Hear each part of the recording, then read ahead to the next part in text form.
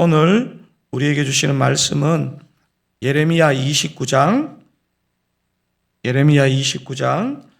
1절에서 14절까지 말씀입니다. 제가 가진 성경은 구약성경 1096면입니다. 1096면에 있는 예레미야 29장 다 찾으시면 제가 먼저 1절, 여러분이 2절 그렇게 교독하시겠습니다.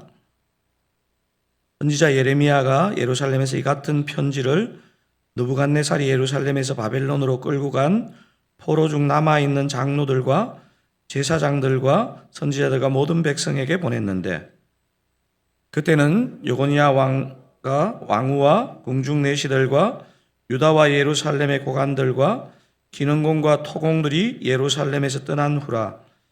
유다의 왕 시드기야가 바벨론으로 보내어 바벨론의 왕 느부갓네살에게로 가게 한 사반의 아들 엘라사와 힐기야의 아들 그마랴 편으로 말하되, 만군의 여호와 이스라엘의 하나님께서 예루살렘에서 바벨론으로 사로잡혀 가게 한 모든 포로에게 이와 같이 말씀하시니라. 너희는 집을 짓고 거기에 살며 텃밭을 만들고 그 열매를 먹으라. 아내를 맞이하여 자녀를 낳으며 너희 아들이 아내를 맞이하며 너희 딸이 남편을 맞아 그들로 자녀를 낳게 하여 너희가 거기에서 번성하고 줄어들지 아니하게 하라. 너희는 내가 사로잡혀 가게 한 그 성읍의 평안을 구하고 그를 위하여 여호와께 기도하라. 이는 그 성읍이 평안함으로 너희도 평안할 것임이라. 만군의 여호와 이스라엘의 하나님께서 이와 같이 말씀하시니라. 너희 중에 있는 선지자들에게와 점쟁이에게 미혹되지 말며 너희가 꾼 꿈도 고지 듣고 믿지 말라. 내가 그들을 보내지 아니하였어도 그들이 내 이름으로 거짓을 예언함이라. 여호와의 말씀이니라. 여호와께서 이와 같이 말씀하시니라. 바벨론에서 70년이 차면 내가 너희를 돌보고 나의 선한 말을 너희에게 성취하여 너희를 이곳으로 돌아오게 하리라. 여호와의 말씀이니라. 너희를 향한 나의 생각을 내가 아나니 평안이요 재앙이 아니니라. 너희에게 미래와 희망을 주는 것이니라. 너희가 내게 부르짖으며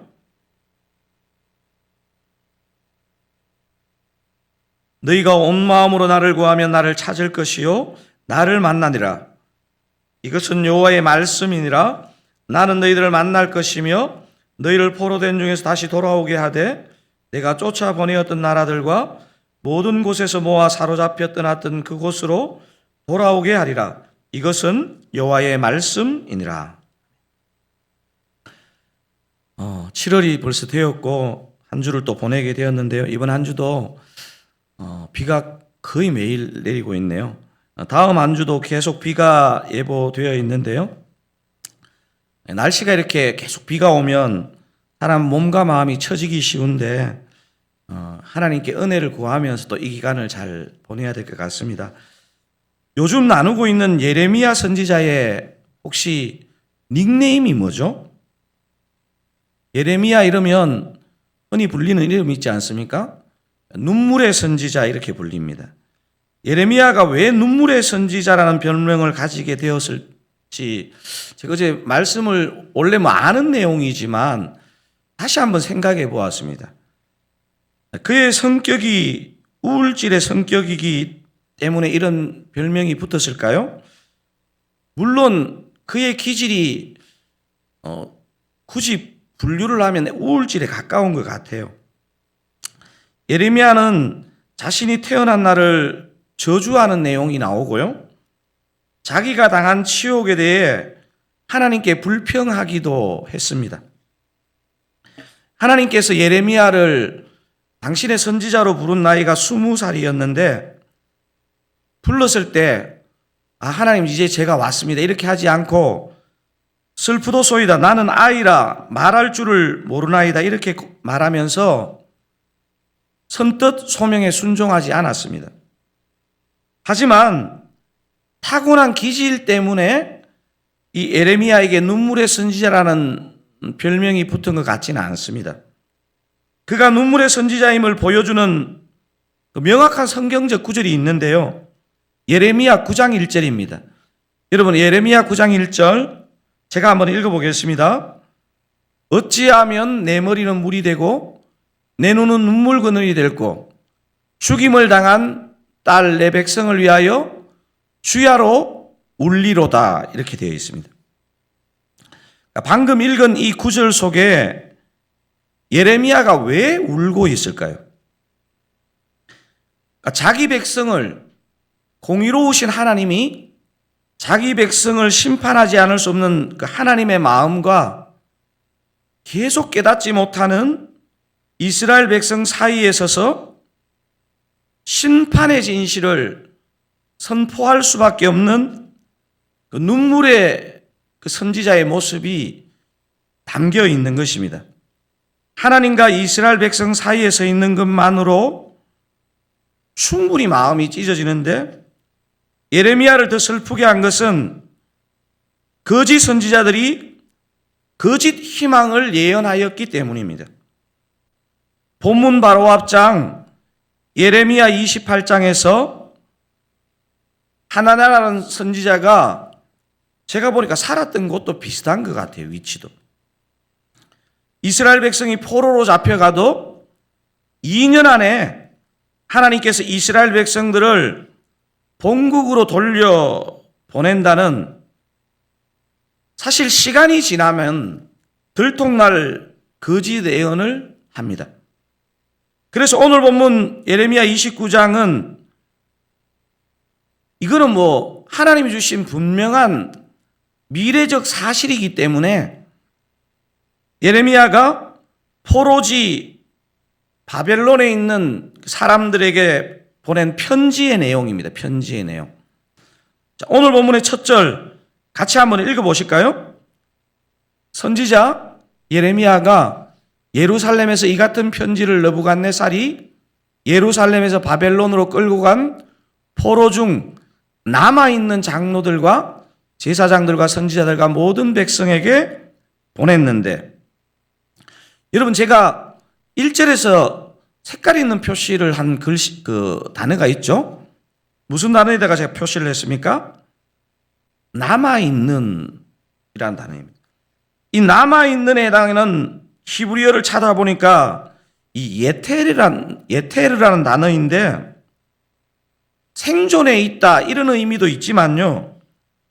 이 단어에 탁월한 지도층에 이런 의미도 들어 있습니다. 그래서 지금 이 편지는요, 물론 넓게 보면 포로로 잡혀가는 이스라엘 백성 전체지만 특별히 예레미야가 포로로 끌려간 자들 중에서 지도층, 리더십들에게 이 편지를 쓰고 있다는 사실입니다. 예레미야는 눈물의 선지자지만 오늘 본문에서 하나님의 뜻을 여러분 가만히 한번 보세요. 예레미야가 눈물의 선지자라고 해서요, 메시지를 주저하지 않습니다.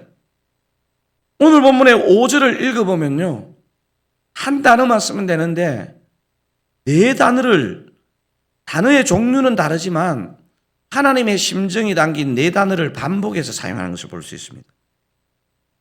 5절을 한번 여러분 색깔 있는 글씨에 강세를 두어가면서 한번 읽어보면 좋겠습니다.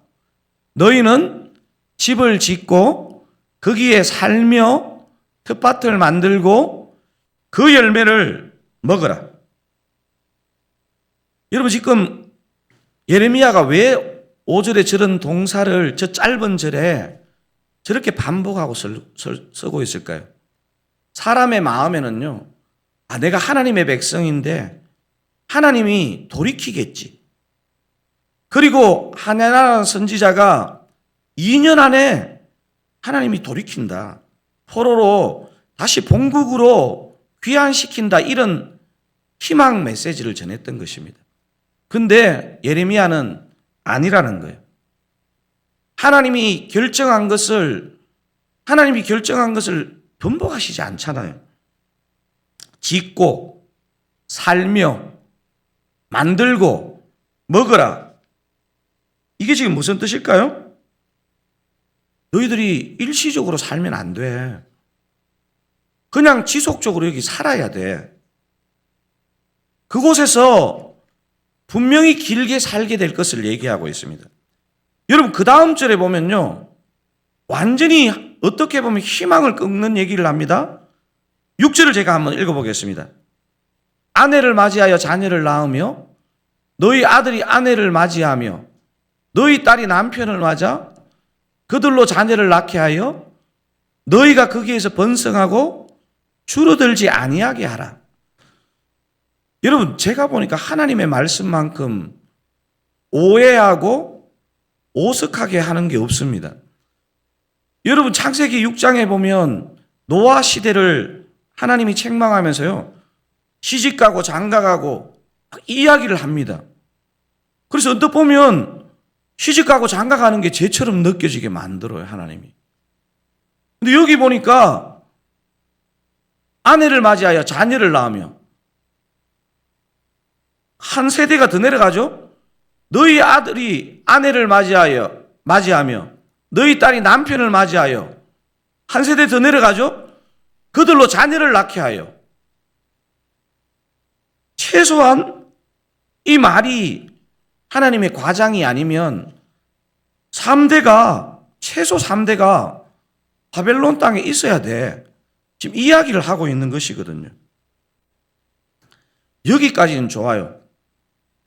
여기까지는요. 아, 하나님이 그러라 했구나. 그 다음 7절 표현이요. 묵상할수록 전 충격이 돼요. 여러분도 알다시피 바벨론이 어떤 나라입니까? 이스라엘 백성을요. 포로로 끌고 갔을 뿐만 아니고 막 어떤 왕자의 눈을 빼고 이랬던 잔인한 원수의 나라입니다. 하나님 백성에게. 근데 7절에 이런 표현을 합니다. 제가 한번 읽어볼게요. 너희는 내가 사로잡혀 가게 한, 그 다음 같이 한번 읽어볼까요? 그 성읍의 평안을 구하고 그를 위하여 여호와께 기도하라. 지금 색깔 있는 표시 글씨만 다시 한번 읽어보시겠습니까? 그 성읍의 평안을 구하고. 여러분 저 구절이 이해되십니까? 저는 어제 저 말씀을 묵상하면서 하나님의 마음은 뭘까? 하나님 진짜 마음은 뭘까? 자신들을 포로로 잡아간 그 성읍의 평안을 구하고 그 원수들을 위하여 기도하라. 여호와께 기도하라. 왜 이런 명령을 하실까요? 여러분 제가 보니까 하나님은요. 요즘 시대로 말하면요. 저와 여러분 진짜 예수 믿는 사람에게 관심이 있는 거예요. 왜냐하면요. 7절을 딱 읽어보면요. 원수의 나라를 평안을 구하고 그 원수의 민족을 위해서 중보하라는 이런 느낌으로 가르쳐지는데요. 여러분 저 색깔 있는 글씨를 제가 앞에 표시했는데 제가 색깔 있는 표시를 뒤에다가 옮겼습니다. 우리 7절을 다시 한번 전체를 읽어보겠습니다. 너희는 내가 사로잡혀 가게 한 그 성읍의 평안을 구하고 그를 위하여 여호와께 기도하라. 그 다음에 뭐라 그럽니까? 이는 그 성읍이 평안함으로 너희도 평안할 것임이라. 제가 이걸 보면서요. 하나님의 마음을 저 구절을 보면 엿볼 수 있잖아요. 당신의 백성은 포로로 잡아가서 그 적국을 위해서 기도하라 그러니까요. 사람 마음이 딱 삐지기 좋아요. 하나님 뭐예요? 근데 그게 아니고 그 성읍이 평안해야 되는 이유가 뭐냐면요. 그래야 너가 평안한 거야. 그래야 네가 살 수 있는 거야. 그 얘기를 하고 있는 것입니다. 여러분 이걸 보면요. 우리 주님의 관심은요. 정말 저와 여러분 하나님의 백성에게 있는 줄로 여러분 확신하셔야 됩니다. 죄를 지어 포로로 잡혀왔어도 하나님의 자녀는요. 하나님의 자녀인 것입니다. 여러분 한 단계 더 나가면요. 하나님이 제일 열받는 게 뭐냐 하면요. 당신이 하나님 아버지가 당신 자녀를 징계하는 것은 참지만요. 다른 민족이 그 하나님의 자녀가 잘못되었다고 과도하게 할 때요. 하나님 마음이 불붙습니다. 그래서 하나님의 백성을 과도하게 심판했던 백성들은요. 다 망했어요. 다. 근데 오늘 본문 중간 부분에서 거짓 선지자를 예레미야가 말하고 있습니다. 근데 이 표현도 사실은 낯선 표현인 게요. 구약 성경에 보면 선지자라는 단어를요, 이상한 부정적인 단어와 이렇게 같이 이렇게 조합해서 쓰는 경우를 저는 잘 못 봤거든요. 근데 오늘 본문을 읽어보면요, 선지자라는 단어와 이상한 단어가 조합을 이루어서 나와요. 여러분 8절을 같이 한번 읽어보겠습니다. 만군의 여호와 이스라엘의 하나님께서 이와 같이 말하노라. 너희 중에 있는 선지자들에게와 점쟁이에게 미혹되지 말며 너희가 꿈꿈도 고지 듣고 믿지 말라. 여러분 지금 미혹되지 말라 하면서 무슨 단어와 무슨 단어가 같이 나와요? 선지자들과 점쟁이가 같이 나와요. 저는 이 구절도 제가 예레미야를 진짜 많이 읽었는데 되게 낯설게 느껴져요. 아니 선지자와 점쟁이 여러분 구약 성경의 모세오경을 읽어보면요, 점쟁이는 죽이도록 돼 있어요. 죽이도록. 어떻게 하나님께서 선지자와 점쟁이를 같은 레벨에 두고 있습니까? 점쟁이와 같은 수준에 있는 선지자가 누구냐 하면요, 9절에 기록되어 있습니다. 제가 읽어보겠습니다. 내가 그들을 보내지 아니하였어도 그들이 내 이름으로 거짓을 예언함이라. 여호와의 말씀이니라.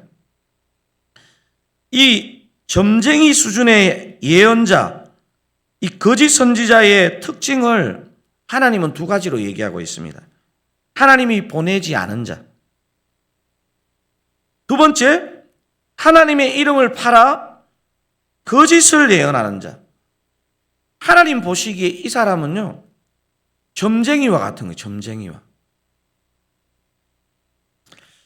오늘 본문에서 가장 중요한 내용은요, 저는 마지막 단락이라고 생각합니다. 첫 번째 부분도 중요하고 지금 방금 다루었던 중간 부분도 중요하지만요, 하나님이 결국 예레미야를 통해 그 포로로 잡혀간 이스라엘 백성과 특별히 그 리더십들에게 주는 제일 중요한 메시지가 뭐냐면, 그게 오늘 설교의 제목입니다. 설교 제목이 뭐죠? 회복보다 회개. 회복보다 회개. 제가 보니까요, 우리가 풍삼초할 때도 느꼈지만 우리 삶을 주변에 돌아보면요, 행복하기를 원하는 것은요, 사람의 본능입니다. 그리고 2024년에 목회하는 강선웅 목사도요, 인간적인 기준으로 행복이 깨진 시간이 길어지는 성도들에게, 어떤 그런 분에게 신방할 때 할 말이 없어요. 너무 난감해요. 그게 뭐냐면요, 이 시대는 다른 어떤 시대보다도 자신의 행복과 그 행복이 깨지는 것이, 회복되는 것이 굉장히 중요해요. 근데 제가 오늘 이 예레미야를 묵상하면서 하나님의 백성은요, 항상 어디게 포인트냐면요, 회복이 되면 좋죠. 회복보다 우선적이고 본질적이고 중요한 것은 뭐냐면요, 회개입니다. 회개. 오늘 본문에서 그걸 지금 후반부에 기록하고 있는데, 제가 먼저 10절 11절을 한번 읽어보겠습니다. 여호와께서 이와 같이 말씀하시니라. 바벨론에서 70년이 차면 내가 너희를 돌보고 나의 선한 말을 너희에게 성취하여 너희를 이곳으로 돌아오게 하리라. 여호와의 말씀이니라. 너희를 향한 나의 생각을 내가 안 하니 평안이요 재앙이 아니라 너희에게 미래와 희망을 주는 것이니라. 여러분 방금 읽었던 11절에서 하나님이, 사실 70년이 어마어마하게 긴 시간이잖아요. 이 부분 자체가 감정적인 오해를 만들 수 있기 때문에 11절에서 이렇게 얘기하지 않습니까? 너희를 향한 나의 생각을 내가 안 하니 평안이요 재앙이 아니니라. 너희에게 미래와 희망을 주는 것이니라. 너희들이 현재 포로로 잡혀왔지만 난 니들이 정말 잘 되기를 바란다. 하지만 하나님은 하나님의 백성이 다시 돌아가는데 70년이라는 시간이 차야 한다는 것을 말씀하십니다. 28장에서 하냐나라는 거짓 선지자가 그 기간을 2년이라고 얘기했지만 사실 사람들의 마음은 2년이 아니라 이틀 만에 회복시켜 주시면 좋겠다는 마음이 다 본능으로 있을 것 같아요. 여러분, 근데 오늘 이 새벽에 한번 정직하게 생각해 보자고요. 우리 하나님의 능력이 2년을 회복시켜야 회복시키겠습니까? 이틀 만에 회복시킬 능력이 없으신 분이시겠습니까? 문제는 뭡니까? 회복시키는 분의 능력이 문제가 아니죠. 문제는 우리의 마음입니다. 우리의 마음. 회복만 바라고 회개가 없는, 회복만 바라고 회개가 없는 이스라엘 백성들의 마음이 문제입니다. 이 메시지가 오늘 본문에서 여러분 한번 보세요. 다 중요하지만요. 오늘 이 본문에서 나머지 구절은 다 그냥 치워진다 그러더라도 우리가 놓치면 안 되는 구절이 뭐냐면요. 12절하고 13절입니다. 12절하고 13절. 여러분 같이 12절 13절을 읽도록 하겠습니다. 너희가 내게 부르짖으며 내게 와서 기도하면 내가 너희들의 기도를 들을 것이요 너희가 온 마음으로 나를 구하면 나를 찾을 것이요 나를 만나리라. 너희가 내게 부르짖으며 너희가 온 마음으로 나를 구하면 나를 찾을 것이요 나를 만나리라. 사랑하는 사랑가족 여러분, 저와 여러분에게 가장 시급한 게 뭘까요? 우리는 이런 성경 구절 앞에서요 확신해야 됩니다. 회복이 너무 필요하지만요 가장 급한 것은 회복이 아니고요 회개입니다. 회개. 사랑하는 사랑가족 여러분, 진정으로 회개하는 자는요 하나님이 반드시 회복시키십니다. 반드시. 주님께 부르짖으며 기도할 때 주님은 반드시 그 기도를 들으십니다. 우리가 온 마음으로 주님을 찾으면요 주님은 반드시 그 사람을 만나 주십니다. 사랑하는 사랑가족 여러분, 우리 드사랑교회에 현재 가장 필요한 것이 무엇이라고 여러분 생각하십니까? 여러분, 제가 아무리 둔감해도 부임하고 1년 반이 지났잖아요. 제가 막 미련 곰탱이라 하더라도 우리 교회를 보면서 뭐가 가장 필요할까? 이게 중요한 거 아니겠습니까? 저와 여러분이 주님을 정말 간절히 찾고 구하는 것입니다. 주님만이 우리의 주인이시고 우리의 삶을 회복시켜 주실 분이라는 확신을 가지고 주님을 찾는 것입니다. 정말 주님을 찾고 부르짖을 때 우리들 사랑교회 가운데 은혜의 문이 열리고 은혜의 샘이 터지게 될 줄로 믿습니다. 여러분, 우리가 아무리 애써도요 하나님이 은혜의 문을 열어주시지 않으면, 하나님이 은혜의 샘을 터뜨려 주시지 않으면, 하나님이 은혜를 부어주시지 않으면요 저와 여러분의 노력은 헛된 것이 됩니다. 오늘 이 시간을 시작으로 정말 주님 앞에 우리가 마음을 다해 회개하고 주님을 간절하게 찾는 우리 대사랑 가족들 되기를 다시 오실 주님의 이름으로 축원드립니다. 여러분, 오늘 말씀을 기억하고 붙잡고 기도하기를 원합니다. 저는 우리 새벽 예배에 나오시는 분들, 순장 아니신 분들도 계시기는 하지만요 오늘 이 메시지가 무슨 말씀인지 영적으로 다 아는 분들이 여기 오셨다고 생각해요. 여러분, 우리 확신해야 됩니다. 회복보다 급한 것은요 회개입니다.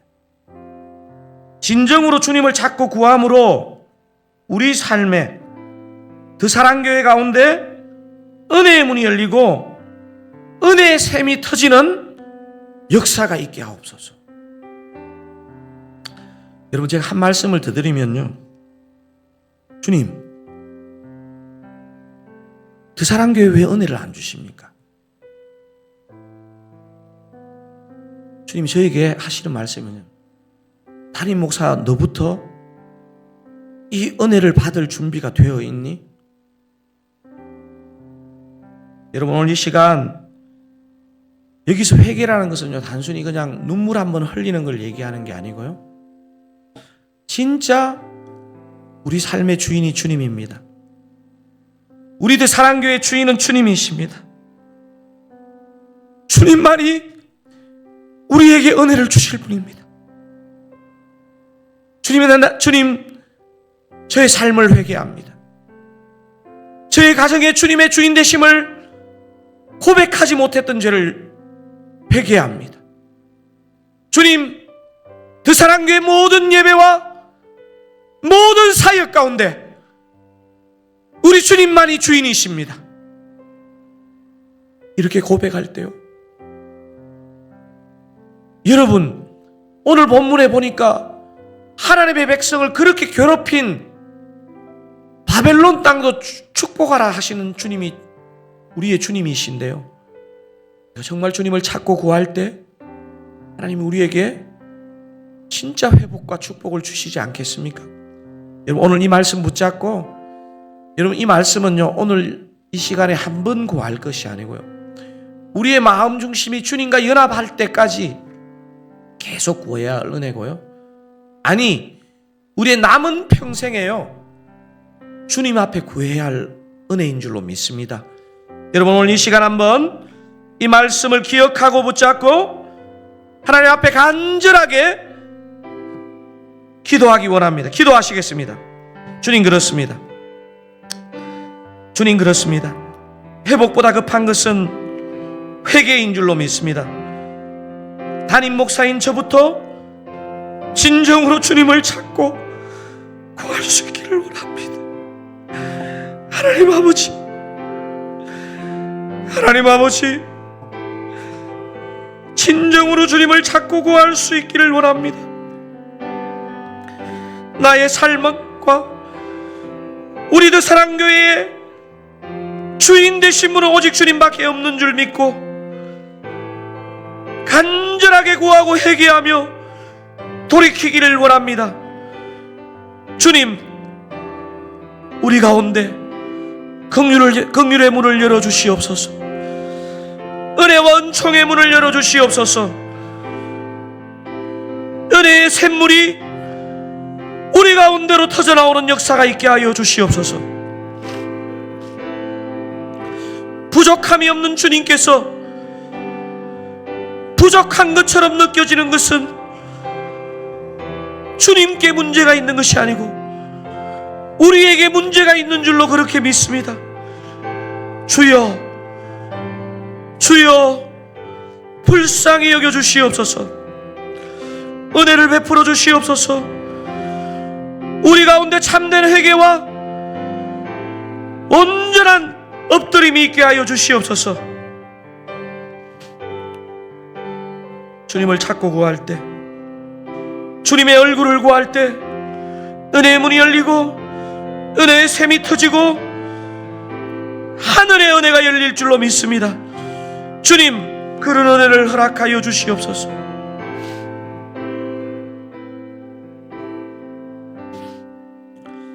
내일 주일인데요, 한 6가지 정도의 중보의 제목을 가지고 주일을 준비하면 좋겠습니다. 내일 있을 미셔널 시리즈, 라이프 시리즈 8번째 설교와 예배를 통해 드사랑교회 가운데 분명한 정체성과 비전을 보여주옵소서 기도하기를 원합니다. 두 번째, 드사랑교회 안에 힘있는 복음의 역사로 새 가족들이 들어올 수밖에 없는, 그래서 믿음의 뿌리를 내릴 수밖에 없는 그런 긍휼과 은총을 베풀어 주시옵소서. 세 번째, 세우신 순장님들에게 주님의 마음을 부어주시고 모든 순원들이 1학기 남은 다락방을 은혜 가운데 마치고 여름방학을 잘 보내게 하옵소서. 네 번째, 이제 다음 수요일부터 시작하는 빙수기도회를 통해 말씀과 기도의 문이 열리고 하늘 문이 열리게 하옵소서 기도하기를 원합니다. 다섯 번째, 다음 세대 여름 사역 가운데 성령의 기름을 부어주시고 진짜 어린아이라도 하나님은 살아계시군요, 하나님은 이런 분이세요 하는 그 부흥을 경험하는 시간 되게 하옵소서. 여러분, 제가 요즘 몇 가지 영상을 보면서요 그 멘트를 들었습니다. 여러분, 한국 땅에 왜 부흥이 임한 줄 아세요? 제가 다시 정리했습니다. 저도 신학교 가기 전부터 이 부흥에 대한 관심이 많아서 교회사 책을 많이 읽었는데요, 한국 교회에 부흥이 임한 이유를 알았습니다. 그 우리 1800년대 1900년대 초반에 오셨던 한국의 서양 선교사들은요 다 본국에서 부흥이 뭔지를 경험한 사람들이었어요. 신학으로 하나님이 이런 분이야, 신앙생활을 이렇게 해야 돼 배운 게 아니고요, 자신의 삶의 과정 가운데서 하나님이 부어주시는 부흥이 뭔지를 경험했기 때문에요, 그런 선교사가 왔기 때문에 이 땅에 부흥이 임한 거예요. 여러분, 우리 아이들요 진짜 부흥을 경험해야 됩니다. 저는 그렇게 생각합니다. 부흥을 경험하지 않으면요 전부 다 그냥 자신의 머리로 하나님을 믿어요. 마지막으로 환우들을 위해서 기도했으면 좋겠습니다. 여러분, 6가지 기도 제목입니다. 내일 예배를 위해서, 두 번째, 복음의 역사로 새 가족들이 들어올 수 있도록, 세 번째, 순장님들과 남은 1학기 다락방, 네 번째, 빙수기도회, 다섯 번째, 다음 세대 여름 사역 가운데, 여섯 번째, 환우들을 위하여 우리 한번 의지적으로 주여 은혜를 주옵소서 한번 간절하게 부르짖고 그렇게 합심하여 기도하기를 원합니다. 주여 은혜를 주옵소서, 주여 은혜를 주옵소서, 주여 은혜를 주옵소서. 주님, 오늘 예배하고 기도하는 당신의 백성들에게 주님의 얼굴을 보게 하시고 진짜 참된 부흥이 무엇인지를 맛보는 은혜가 있기를 원합니다. 하나님 아버지, 내일 미션을 라이프 시리즈 8번째 설교와 예배 가운데 기름 부어주셔서 하나님 아버지, 우리가 우리의 정체성이 무엇이며 우리의 나아갈 비전이 무엇인지를 밝히 보는 은혜가 있게 하여 주시옵소서. 드사랑교회 안에 힘있는 복음과 사랑의 역사로 새가족들이 계속 들어오게 하시고 들어온 새가족들마다 진리를 발견하고 사랑을 느끼고 믿음의 정착을 할 수 있도록 은혜 베풀어 주시옵소서. 주님, 우리 세우신 순장님들마다 지금까지 경험으로 섬기지 아니하고 자신을 주님 앞에 부인하고 참목자의 마음을 부원받아서 모든 순원들이 1학기 남은 다락방을 은혜 가운데 마치고 여름방학을 은혜 가운데 보내게 하옵소서. 아버지요, 이제 우리가 더 기도하기를 원합니다. 각자의 처소에서 기도할 뿐 아니라 함께 모여 기도하기를 원합니다. 수요일부터 시작하는 빙수기도회를 통해 은혜의 문을 열어주시옵소서. 말씀과 기도의 문을 열어주시고 하늘 문을 열어주시옵소서. 아버지, 우리 다음 세대들이 하나님의 살아계심과 하나님의 영광과 부흥을 경험하기를 원합니다. 부모로부터 듣는 하나님이 아니고 자신들이 보고 손으로 만지고 느끼는 그런 하나님을 경험하기를 원합니다. 아버지, 다음 세대 여름 사역 가운데 아버지 정말 눈물로 준비하며 기도하며 아버지, 우리에게 선한 것이 없음을 온전하게 믿고 하나님 앞에 엎드리는 교역자들과 아버지 하나님 앞에 엎드리는 교사들이 가득한 우리 교회 되게 하여 주시옵소서. 아마누를 포함한 고통의 시간을 보내는 성도들에게 오늘도 우리 주님이 찾아오셔서 터치하시고 이렇게 세워 주시옵소서. 주님 역사하여 주시옵소서. 역사하여 주시옵소서. 주님 간구와 중보의 영을 부어 주시옵소서. 간구와 중보의 제목을 허락하여 주시옵소서. 주님 은혜 베풀어 주시옵소서. 오늘 순장반 가운데 은혜 주시고 이어지는 운영이 가운데 은혜 주시고 아버지 모든 우리 성도님들 정말 주님 앞에 주일을 준비할 수 있기를 원합니다. 주의 은혜 베풀어 주시옵소서.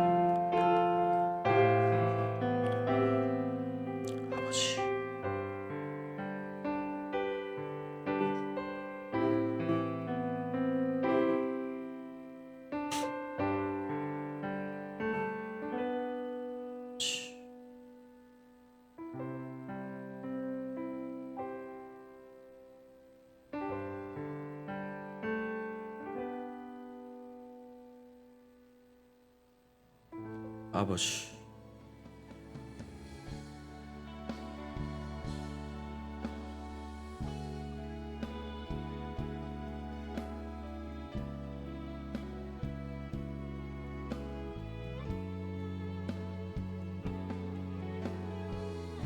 아버지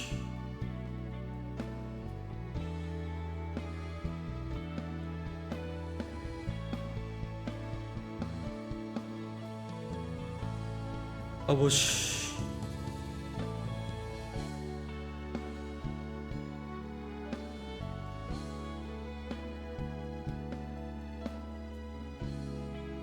아버지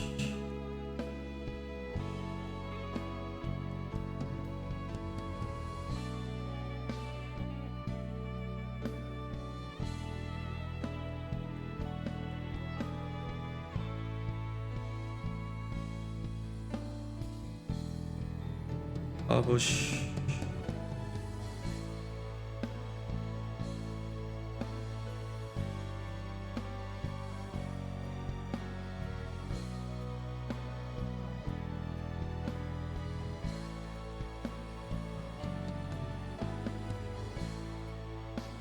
아버지 아버지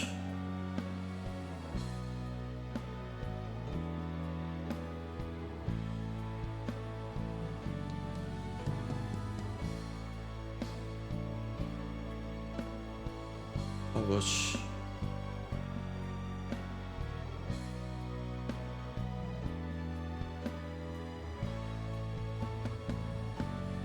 아버지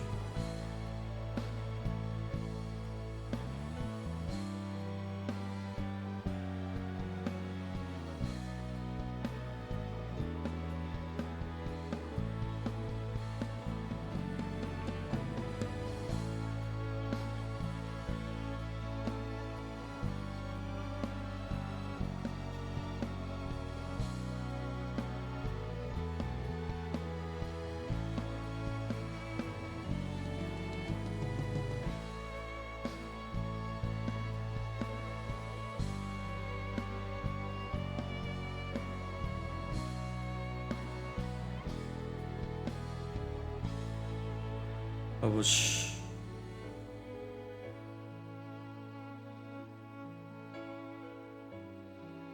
아버지